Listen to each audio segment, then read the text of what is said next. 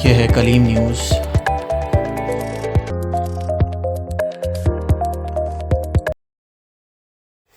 खैरपुर से नुमाइंदा कलीम। मुजम्मिल हुसैन की रिपोर्ट। खैरपुर शाह हुसैन बाईपास के करीब मुसाफिर कोच उलट गई।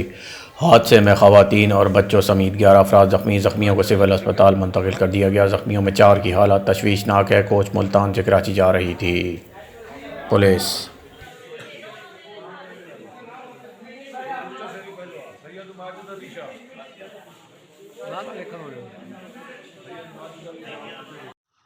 भुजदार वड्डा से नुमाइंदा कलीम। हारिस पनियार की रिपोर्ट। भुजदार वड्डा के करीब तालपुर नंडा के मकाम पर केनाल पर बनी पुल की हालत इंतहाई खस्ता हाल। पुल की दीवारों और छत का प्लस्तर गिर गया और सरिया भी निकल आया। पुल किसी भी वक्त गिर सकता है। जानी व माली नुकसान का अंदेशा। इलाका मकीनों का महकमा आबपाशी से फौरी नोटिस लेकर मरम्मत करने का मुतालबा।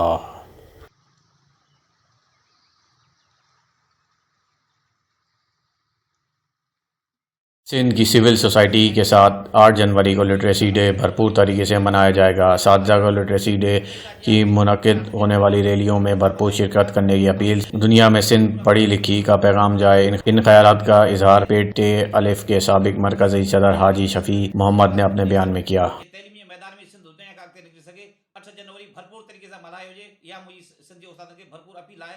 सिविल सोसाइटी दोस्तन इंशाल्लाह गॾिजी कुल भी मिलाए हिन तैलीमी ॾियारे खे मल्हायो वेंदो।